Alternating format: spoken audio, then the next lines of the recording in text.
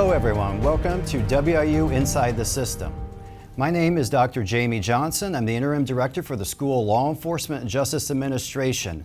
The goal of this podcast is to get to know our faculty and know the expertises that we bring at WIU. What makes our faculty so special is all their practical experience. And so for each episode that we are currently going to be working on, we're going to be talking to each of our faculty members. They're going to be guests here and talk about first their experiences and what they bring to the table and to the program, and to also then later into their specialty areas.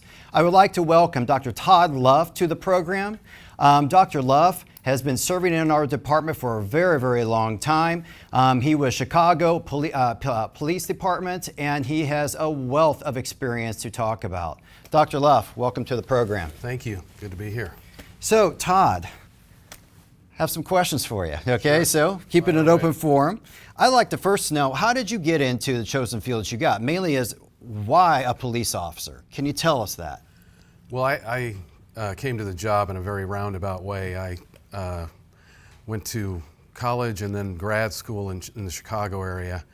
And when I was nearing completion of my PhD at Loyola University, I was also simultaneously teaching sailing during the summer for the Chicago Park District, yeah. And I was getting close to the point where I had to make a decision what I was going to do after I graduated. And what was mainly on my mind was maybe moving to Washington and see if my PhD would be useful there.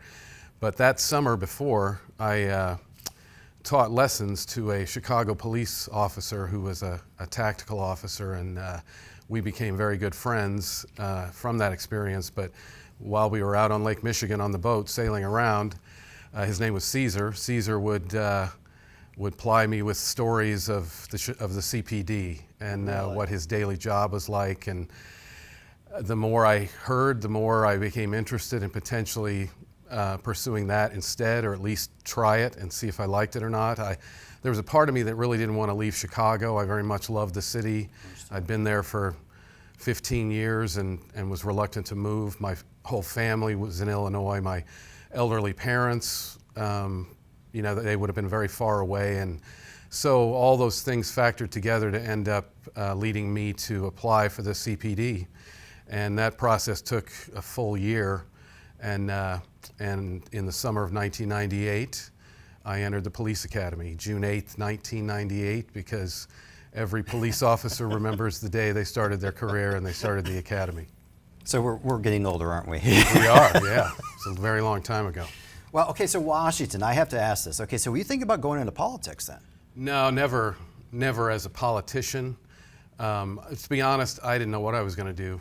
I mean, I had always been interested in American government, even when I was in grade school and high school. I've always watched the nightly news as a kid, which was unusual. And really cool. And that interest eventually blossomed into wanting to teach as well. And so the ultimate goal all along was to be a teacher. But I thought, whatever I choose to teach, I better have some practical experience to go with it. And so the move to Washington was going to be more to see how the sausage was made so that I could eventually come back and be a teacher somewhere at the college level, because I very much admired some of my professors, and they were mentors to me, and I aspired to have that lifestyle at some point and be able to study that subject for the rest of my life. That's excellent. That's excellent. So now, living in Chicago and then moving to Macomb. Mm-hmm. Talk about that. Well, I grew up in a little town even smaller than Macomb, between Peoria and Springfield, a little town called Mason City. And so I knew what small town living was like. I hadn't done it since I was 18, but to be honest, I was reaching a point, even in my 40s, where the allure of the city was starting to diminish a little bit, in the sense that when you live in the city, everything is a production. Just driving to a store, getting to work, just so many people around you all the time. And there's an energy to that, and it's exciting, but it's also exhausting. And so the thought of being able to have my own place with a little more land and animals and that kind of lifestyle just sounded pretty appealing. And so it led me to take the job at Western and move down here. Now, I was miserable my first couple of years, and it wasn't because of the job. I very much liked the job even from the beginning, but I had become a creature of the city more than I realized, and so it took a little while to acclimate, but once I did, I was and am very happy here. Oh, that's excellent. That's like, I had to ask because I come from the city and, of course, Macomb, and we get that a lot from the students, right? Mm-hmm. And because of that, it's sometimes people say, well, if I'm living in Macomb, can I survive?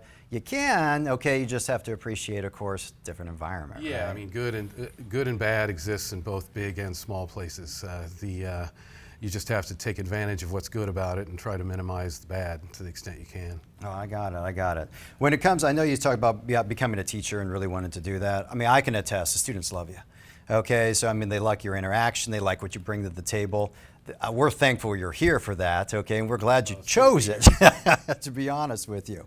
Okay, got to ask this, all right? So, do you have any interesting stories during your training that you would like to discuss or tell a future student? Because remember, a lot of the students simply want to become you, okay? And so what could you tell us, like, what was interesting or shocking to you when you went through your training? Well, for the ones that want to be me, I would tell them to aspire higher and better, but the training itself was, it was not much fun, and yet it was really meaningful and useful and absolutely necessary. Yeah. I mean, part of the problem was that I was 34 years old and had just finished a PhD, and most of the other people in my class were in their early 20s. And I came to be very close to all of them and loved them, most of them very much, and I'm still friends with some of them. But it was an experience at first because I was all business, and some of them were still finding themselves, so to speak. But over the course of the 25 weeks or whatever it was, 20 weeks I think, actually, you know, it got more serious as the time went on because you were getting closer and closer to this no longer being school and becoming the real world.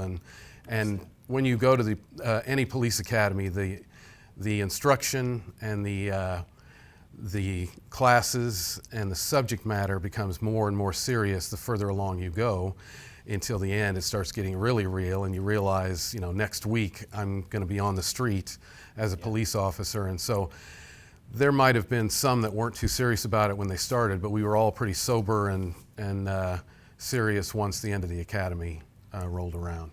Understand.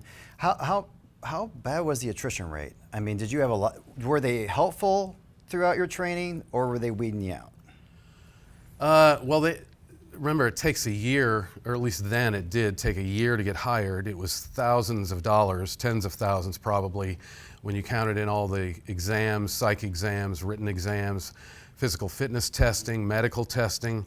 All of the hurdles you had to jump were costing the city that's hiring you pretty significant money. Right. And as a result, they have a major investment in you by the time you get to the academy, and especially by the time you're leaving the academy. In fact, a lot of smaller departments have to pay, where they don't have their own police academy like Chicago did, they'll have to pay 20 grand or more to send someone to one of the state academies. That's an enormous investment, and if it doesn't work out, obviously that's going to be a problem budgetarily for that city or agency or location. So they were very much invested in us succeeding. That didn't mean that they wouldn't, that didn't mean that a couple didn't fall out along the way, but you had gone through so much testing prior to getting hired in the first place and starting the academy that at least at that time there was no discovery of some new fact during the academy that got people eliminated from the class. When that happened, it was usually either because they couldn't pass the physical fitness test in the end, or some other aspect. They couldn't qualify at the range. They worked very hard to make sure everyone could do those things, but it was that was what was more likely to get you removed from the academy, or running afoul of the law, like getting a DUI or something like that during your time in the academy. Okay. And I bet you did bring a different flavor. I mean, so were you the oldest out of your class? Well, at that time, I think I was the oldest in my class, but at that time in Chicago, there was no upper age limit. And so there were, this was 1998, so that was right after, that was during the Clinton years when they had passed a crime bill. Part of the crime bill was the hiring of 100,000 new police officers. So when I was in the police academy, it was stuffed to the gills. Every class was full. Pardon me, every 2 weeks, there would be a new class graduating. Okay. And that meant there were 1,000 people in the academy at any one time, or I'm not sure the exact number, but it certainly seemed like that. At any rate, in a couple of the other classes, there were men there in their 60s. Wow. Yeah, that didn't appear to me to be a great investment, because it's a very physically demanding job, especially early, when you're assigned to the street and the hours are ridiculously hard. But that was the nature of the hiring standards at the time. Now, I'd only been on the job a couple of years when they finally did away with that and made the upper age cutoff. I think it was even it might have been 40, but I think it might have been in the mid-30s by the time I finally left the job. So so I was the oldest one in my class, but there were much older people going to the academy at that time while I was there. You wouldn't see that these days. The restrictions are far more stringent today than they used to be. All right. That's interesting. I like that. All right, so as students come into our program, they're obviously going to have some stumbles. So they're going to have a hard test, they're going to have a hard class, and and they may actually do poorly, and it's considered a failure. So for every professional, I'm asking this one question. What was the biggest failure you had in your career, and what did you learn from it, if you can discuss that? Well, I think for me, life is full of things you wish you could do over, and professionally speaking, my second or third year on the job, they gave a detective's exam. Okay. And in Chicago, these exams were only given about once every 5 years. And from that those exam results, they would make a list, and people would get promoted off that list as they needed more sergeants or more detectives or whatever it might be. And second or third year on the job, there was a detective's test, and I was, fresh off a PhD. I thought, I don't even need to study for this. Oh, this will be a piece of cake for a smart guy like me. And I didn't do well enough to make the necessary number on that test to make it off that list. And I was hugely disappointed and disappointed myself. In retrospect, I didn't deserve to be a detective with only 2 or 3 years on the job. That's kind of one of the liabilities of that system of giving it every 5 years or so, because some people are ready, some aren't. But I learned from that, and so when there was a sergeant's exam a few years later, I studied diligently for that and scored well enough that I would have made sergeant if I had stayed. So being cocky probably is the mistake I'm trying to point out here, and thinking that I knew more than I did. I knew a lot about political science. I knew a lot about how to study and write, but I didn't know a lot about policing when I first started the academy, and I didn't know enough to really deserve to be a detective by my second or third year on the job. So don't take for granted the necessity to prepare yourself for the opportunities that will present themselves once you get on the job. I tell my students now that you should take every exam, apply for every opportunity in your agency or department when they come up, even if you think you're not ready to do that. I guess you'll find out, but the fact is, if they only do those promotions or provide those tests every few years, you're going to be stuck in the role you're in until the next round of testing if you don't take advantage of everything that rolls along. So I got it. Well, let's go to kind of fill into the next question. So I was a freshman coming in, and I've talked to a lot of them, right? So 18 years old, their eyes are getting wide open, they're seeing the university, they want to be a police officer or maybe a federal agent or it's emergency management, and they're just gung-ho, right? What would you tell your 18-year-old self how to be better? 18-year-old Todd. Well, I mean, the advice we all need at that age is don't take yourself or life so seriously at that point. You're going to, things that seem like they're an enormous deal, or this party that you could go to rather than study for the test, this person you want to date that might have rejected you, this club or sorority you didn't get into, seems like the end of the world at the time, but obviously later you can't remember half those things you got rejected from. That's so true. at least I can't. So especially as the years roll, right? Yeah. But Jamie, at the same time it's easy to give that advice to an 18-year-old. I'm 61 now and I still struggle with that, thinking that things that are happening today are a bigger deal than they are. So, don't take yourself so seriously, and your habits, the first day of class in a 101 class, I give them the same standard lecture and list of suggestions on how to do well in college. And this is not a unique idea or novel idea by any stretch, but your habits ultimately decide whether you succeed in college or not. Yeah. And whether you don't have to be the smartest person, but if your personal habits are ones that dedicate enough time each week or each day to your classes, that will greatly assist you in succeeding in college, and it'll make the time when you're not studying much more enjoyable because you won't constantly be worrying about that or feeling guilty about that. Now, in fairness to the students that we have now, it's a much harder time to be a college student or a young person attention-wise than it was when you and I were in college. I didn't get my first smartphone until I started my job here. My first cell phone came when I was on the job, and that was a flip phone. And the reality is now their attention is constantly being sidetracked and attracted by a million different opportunities, for lack of a better way to describe it, most of which are time wasters and most of which aren't leading them to successful results in college. So, I give them that advice at the beginning, and then I try to reinforce that, by not allowing them to use their cell phones in class and by encouraging them to not be so electronically focused all the time.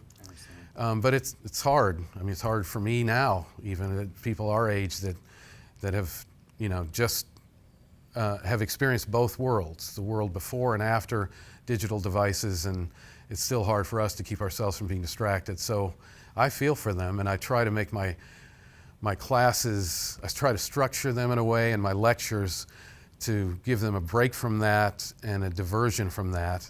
And sometimes I'm more successful than others, but if they're going to be police officers or federal agents or prosecutors or correctional officers, that distraction is not going to be of great benefit to them when they're on the job. They can't be on their cell phones while they're driving the squad car. They can't be focused on their social media activity when they're supposed to be focused on seeing the activity occurring around them.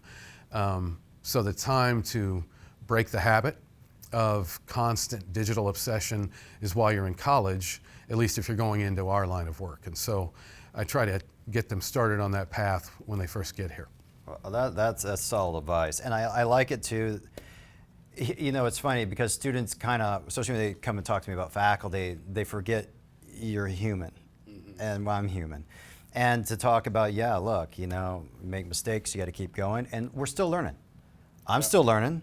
Yeah. And so the goal, of course, is to learn to the day we die, right? Okay, so, no, I think that is excellent. Thank you so much. All right, so it's going to lead me into the next question, right? And so, can you tell me, or try to tell me, 3 influential people in your lives that you've had and what that impact was? Well, my folks, first of all, my mom and dad were very hardworking, honest people. They completely devoted themselves to me and my 5 sisters, and we grew up poor in a smaller town, but they were constantly working, constantly devoted to us, and I learned a lot about how to be a decent human being to others through following their example. And I never, they made us all feel very loved, and you underestimate the importance of that when you're young, but later in your own life, and especially in a job like policing, where you see lots of examples of kids that haven't received the amount of love and support they need, and where that leads them. So my folks are my first and second hero in no particular order. Then after that, it would probably be a role shared by a couple of my professors, one at my undergraduate institution, Bob Hayes, and one at my graduate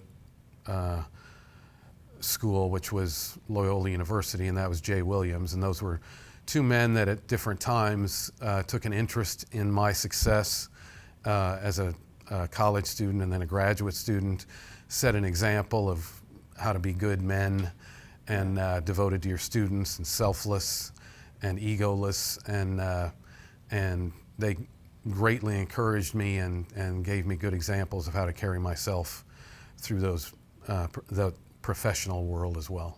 That's excellent. That's excellent. What would you give a person that says, I want to be a police officer, maybe even Chicago PD? What advice would you give them starting out?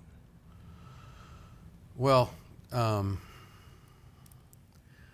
a living example of the fact that you don't have to know a lot about law enforcement to go into law enforcement. You don't have to have a background in that. But one thing you do have to have is an understanding of your own psyche and your own emotional patterns. My students, especially my seniors in the policing class, get tired of me harping on this, but I am constantly reminding them that emotional regulation is going to have the most effect on whether they are a successful police officer or not, and whether they will properly and ethically and righteously serve the citizens that they're going to serve. Police officers are human beings. They get angry, they get sad, they get exhausted, they get dejected and tired of the constant dysfunction that they witness personally in their lives as they're doing their job. And it's hard on the soul, for lack of a better way to put it. And so I'm constantly reminding them that having control of your emotions, understanding your emotions, understanding the emotions of others. Emotional intelligence is kind of a touchy-feely word, but if you look at the real definition of it, it's a real essential skill in any occupation or circumstance where you're going to be working with other people, and especially one where you're going to be serving people that are often experiencing one of the worst experiences of their life if they are a crime victim, or experiencing a moment of great crisis or great emotional lack of control on the part of a criminal committing a crime. And so you're being steady and under control and not taking things personally, and always presenting the same attitude and the same approach regardless of the circumstances. That's more important to them succeeding as a police officer than I think any other characteristic or trait they might have. I think that's brilliant. I honestly shouldn't be, but you're ahead of your time. Okay, and the reason why I say that's, like, throughout my career, emotions were told to bury them. You don't have them. Okay, block those out. And so you're talking about bracing emotions. That helps with your mental health, okay? We don't talk about that enough. That is absolutely clear. We definitely don't talk about it enough in law enforcement or the federal side or any part of government. And so I think that's just brilliant. And I think that's simply great advice. Well, one of the biggest surprises when I first got on the job, and this is probably a product of having grown up in a small town where everyone knows each other and where the police are not seen as a threat, and where there's very little crime, or at least there was when I was growing up, and and trusting the police led me to think that when I got on the job that most people trusted the police and approached them with a sense of openness, and obviously that was naive. The fact is the police are seen differently by different people, and that usually is a product of whether they've had any enforcement contact with a police officer. Correct. And how that particular police officer behaved, and how they behaved during that interaction. One of the little-known statistics in criminal justice is that the biggest predictor of attitude towards the police for the average citizen is whether they've ever had contact with the police or not. So those of us that have never had contact with them tend to be very supportive and trusting because they've never gotten a speeding ticket. They've never got a parking ticket. Sure. They've never experienced a cop having a bad day that was rude to them, or they've never been arrested or had someone in their family arrested. In other words, the less contact you have with a police officer, usually the more positive you think about the police. And that's understandable because the police don't have much contact with citizens unless they are either a victim or an offender or experiencing some sort of crisis or difficulty where they need the police. What do you think about the outreach programs? Because a lot of cities now are saying having police come out, work with children, especially during the holidays, buying gifts, being mentors. Do you support that? Do you think that's actually giving law enforcement maybe a better image? Or do you think we need to do something different to get a better image for law enforcement today if there is a fear factor or another issue there? No, I mean one of the biggest ways to improve the image of the police in the eyes of the public is to have more images presented to the public of police officers as normal people serving and helping. For instance, helping kids like you're describing. That kind of positive PR is incredibly important. I remember a YouTube video I saw a few years ago of CPD officers playing basketball in uniform with some young kids from the neighborhood that they policed, and it was just for a couple minutes, but those were great images and a needed counter to a lot of the negative images presented of the police. Not many of the positive interactions between the police and the community are spread widely on YouTube or on video. That's great. But the negative ones get shared widely. Now, I think the most effective outreach program we've ever had was community policing, and getting hired in the 90s. Part of that crime bill was not just money for new police officers, but it was money for community policing. And so a story that I tell my students is when I first got on the job and I was working patrol, usually they put the newer people, once they're off probation and have their own car, they're put on a beat. And at that time, being on a beat meant that you were responsible for going to the community police beat meetings. And so at those monthly meetings, you would sit at a table in front of members of the community, and you would communicate with them what you had done in the last month to address the concerns that they raised in the last meeting. And then they would raise new concerns for you to focus on. And when I say you, in that particular instance, what I mean is that at the table in the front of the room, you would have all of the officers assigned to that beat on every watch. So in Chicago, that meant 10 or 12 officers because you'd have 3 assigned to a car on each shift. There were 3 shifts, so that's 9 POs, and then the sergeant assigned to that area would also be there, and then you'd have a community liaison person up there at the front as well. Now, in order to get all of those cops there at the same time, those meetings were usually at 7 p.m. in the evening or so at a community center or sometimes in the police station auditorium, you have to pay overtime to all the ones that aren't on duty, which is 7 of them in the case of the meetings I went to. And that under the union at the time, we got 3 hours, no matter how long the meeting lasted. It was probably $150 per cop. Yeah. You had 9 beats per district and 25 districts. So just to pay the overtime for all those police officers to be at all those meetings was tens of millions of dollars a year. And the way Chicago and all the other cities in the country were able to afford that is because the federal government was paying all of that. And that meant you could have all of the officers assigned to a particular section of the city there at the same time, so they could all get to meet the citizens meet them, see them as regular people who are responding to their needs.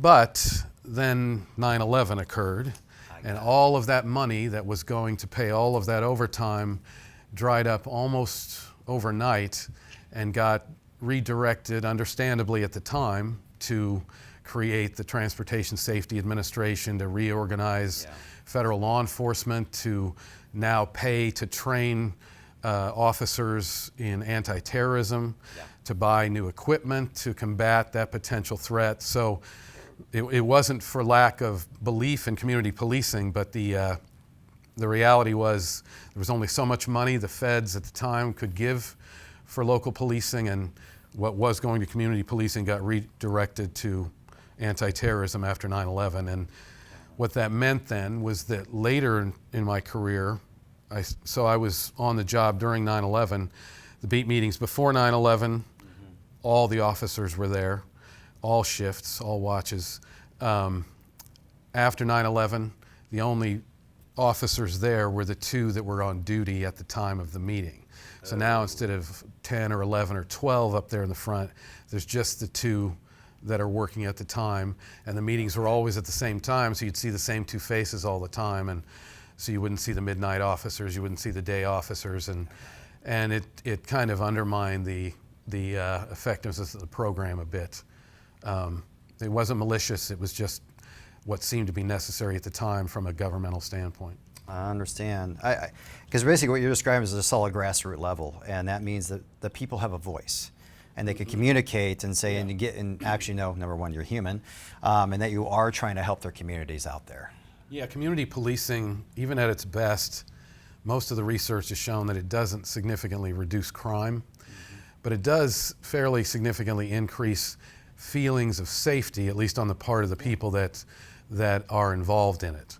And ultimately, whether crime is high or low is secondary to whether people feel it is. In other words, the public needs to feel safe, and when they don't feel safe, regardless of the actual stats, that's a problem that the police have to address.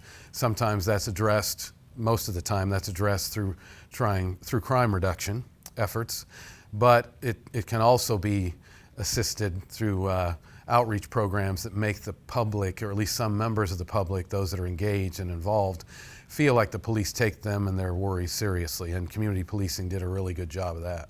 Okay. What is the one thing about your career that you simply didn't expect? Well, the one I kind of talked about already, which was that most people didn't like the police and didn't respect the police. That would be kind of and that gets back to what I said about emotional control. So if you want to be loved, be a fireman. Yeah. If you don't mind quite so much about that, excuse me, you should be a police officer, but don't expect to be loved, because people you give tickets to and people you arrest are not usually thrilled with you, but that doesn't eliminate your need to be respectful and under control.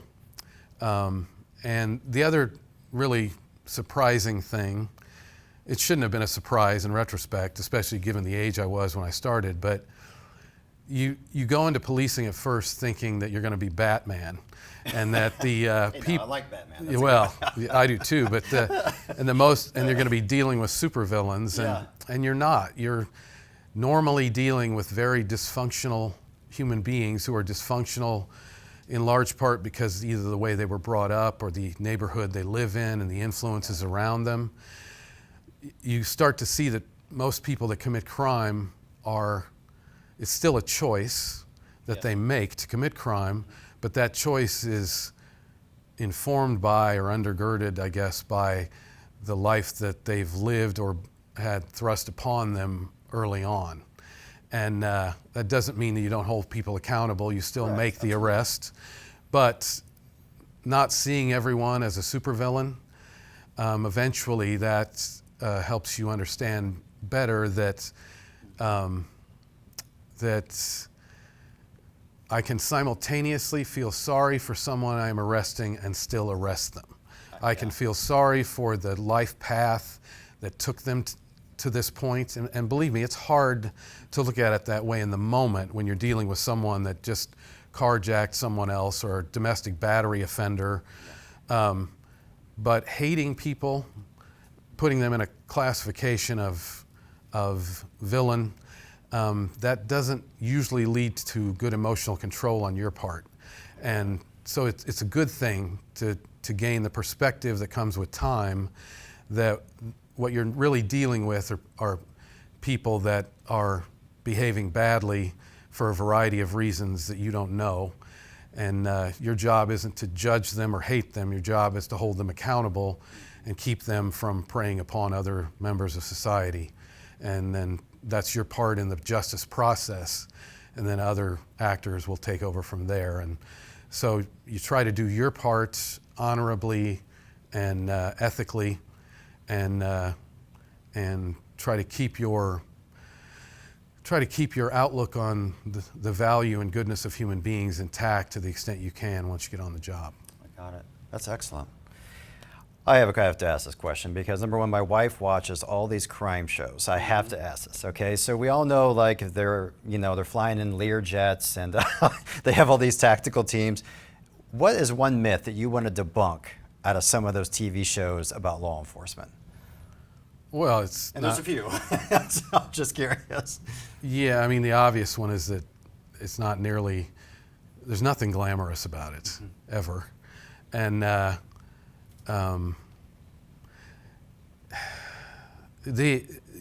mean, this is pretty well known at this point, but the technology they display often in shows, in dramatizations of policing, doesn't really exist in the same way in actual policing. It's a lot more basic job in reality than it's being described. In a TV show, a dramatic TV show, they just show the interesting parts of policing. Yeah. And policing is largely being bored all the time until all of a sudden things potentially get much more exciting very quickly. And so, I mean, working in Chicago, there were a lot of jobs to do, there were a lot of calls, but there were also lots of times when there was nothing going on, especially in the winter time, especially when the weather was bad, and you did a lot of driving around. And so it's a lot less exciting than it's portrayed on TV, and police are a lot less well equipped technologically than they make it appear on TV. So, but having said all that, it's because I always worry that, well, I make the joke with my policing students that I should retitle the name of the course 100 Reasons Not to Be a Cop. But I don't, I explain to them I'm saying that in jest because the reality is it would be hard to find a job you will be more proud of having done than policing or any other area of public safety. Because you're doing a job that's really hard, and you're doing a job that not everyone could do. Right. And you're doing a job that requires you to put yourself out there and challenge yourself in a way that not every job does. You're not in it for the money. You're not in it for the excitement if you stay very long, because you quickly realize, as I just said, that it's not very exciting most of the time. But at the end of the day and at the end of a career, you're proud of what you did for a living. And I tell my students, I was a cop for almost 10 years. I've been a professor now for almost 20. I'm far more proud of the 10 years I spent as a police officer than I am. And I'm very proud of being a teacher, but it's just not nearly as challenging a job in a variety of ways as policing is. So you earn your paycheck as a cop, and you know that you're doing good even if you don't get to see it every day. There are enough examples, enough instances where you know what you did was important, that it leaves you with a feeling of personal satisfaction. That's excellent. That's excellent. And so throughout your professional time, is there a mentor that you've looked to either on the Chicago PD or within the educational system?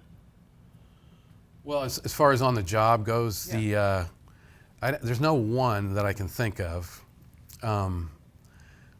But I had some really good supervisors at different stages in my career, from my first watch commander to a